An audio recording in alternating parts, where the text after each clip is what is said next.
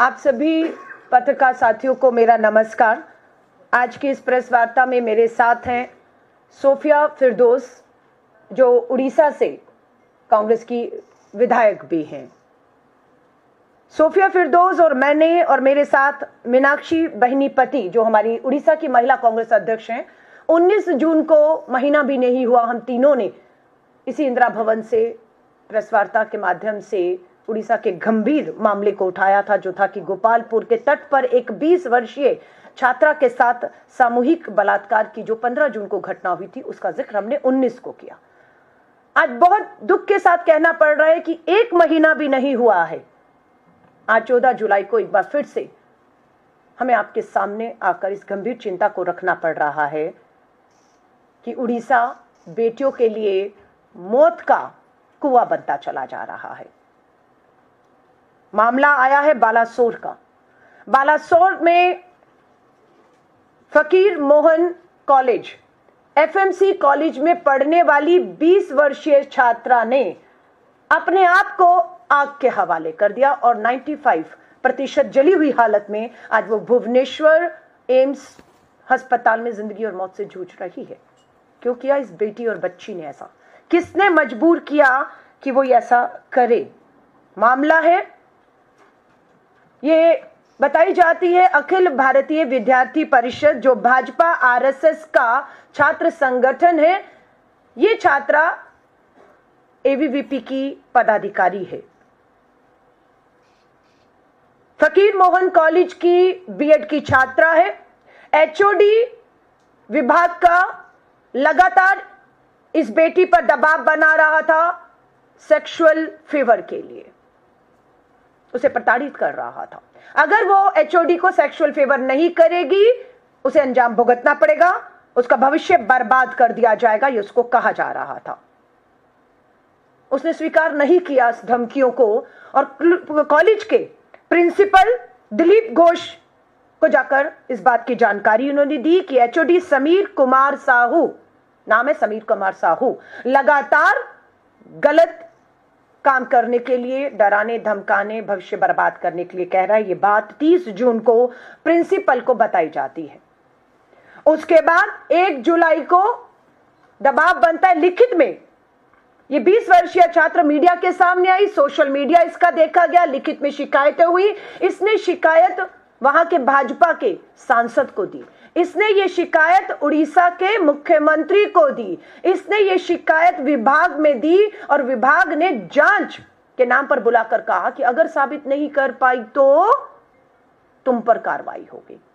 अब उस पर दबाव कि साबित करो कि तुम्हें इस तरह के सेक्सुअल फेवर करने, भविष्य बर्बाद की धमकी दी, उस पर दबाव बना। कमेटी बैठती है, एचओडी आरोपी समीर कुमार साहू को बुलाकर नहीं पूछा गया। 10 दिन तक बेटी को ही बुलाकर सवाल किए गए और साबित करो कि ऐसा हुआ, ये कहा गया।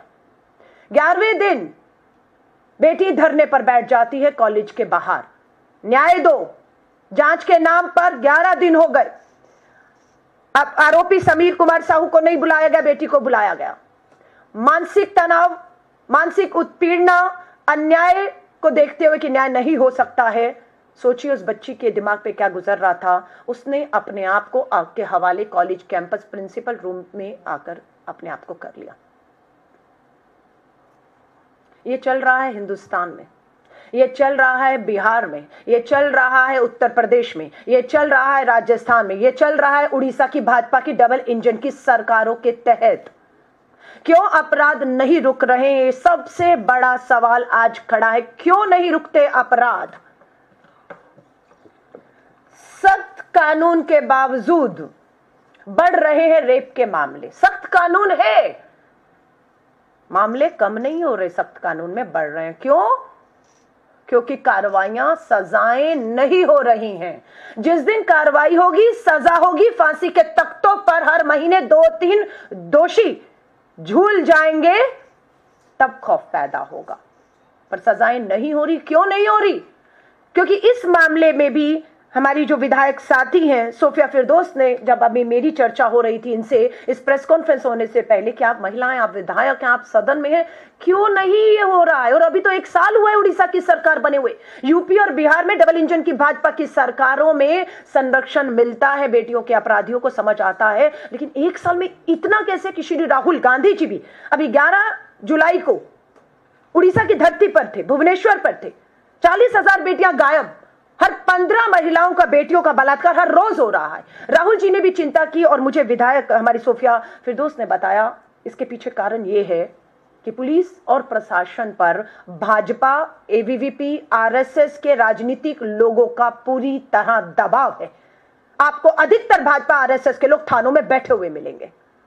प्रशासन को परेशान करते हुए, काम से रोकते हुए, दबाव बनाते हुए, अपराधियों को बचाने के लिए जो भी अपराध करता है वो भाजपा के नेताओं के घर पहुंचता है और भाजपा के नेता थाना और पुलिस प्रशासन में जाकर दबाव बना देते हैं कि इस पे कार्रवाई नहीं होनी चाहिए। इसीलिए समीर कुमार साहू को पत्र किसने लिखा? बीजेपी के सांसद ने लिखा। स्थानीय बालासोर के भाजपा के सांसद पत्र लिखते हैं प्रिंसिपल को कि समीर कुमार साहू पर आरोप लगे हैं, जांच होने तक इन्हें हटाया जाए। क्यों नहीं हटाया गया? एक सांसद की, भाजपा का सांसद है, उसकी नहीं सुनी जा रही है।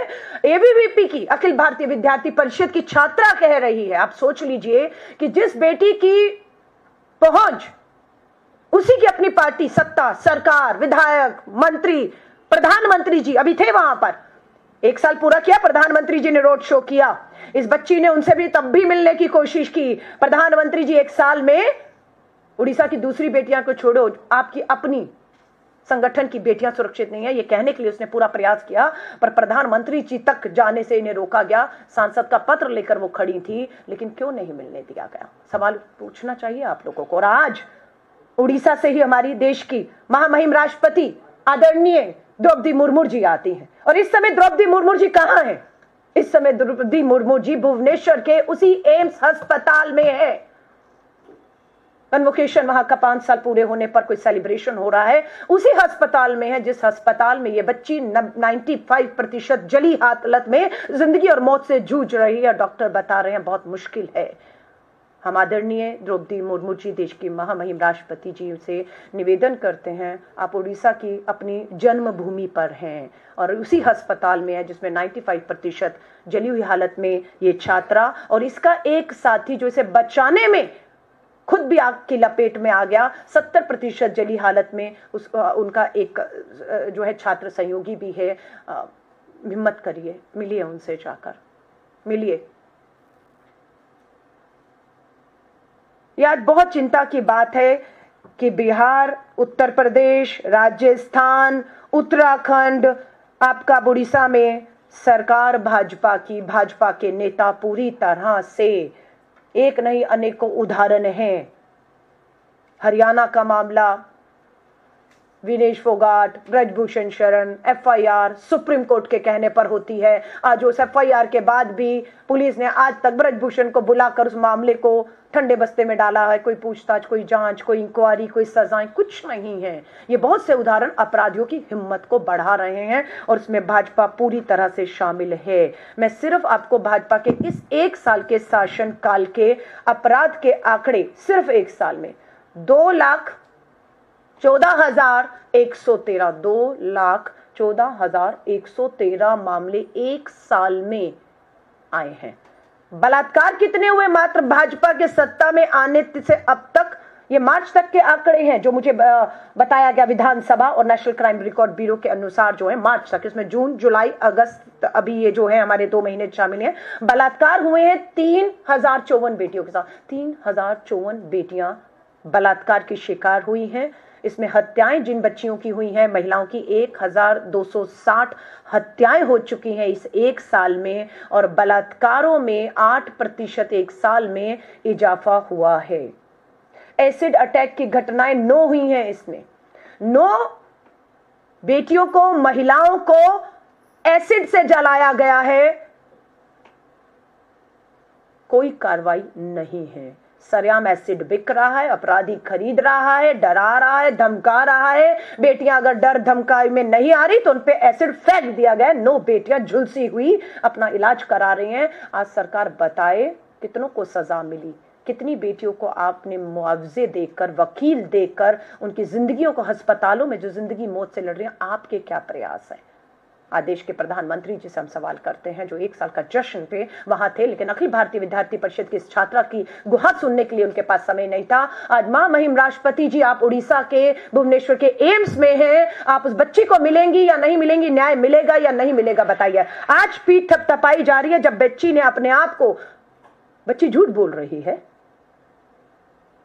हक के हवाले कर दिया उसने अपने आप को, और अभी भी आपको लगता है कि जांच होगी, दोषी कौन है पता किया जाएगा कि दोषी वो बेटी है या दोषी आपका एचओडी समीर कुमार साहू या प्रिंसिपल जिन्हें कार्रवाई करनी चाहिए थी और सब बचाने में लगे हुए थे। ये मामला अति गंभीर हो चुका है।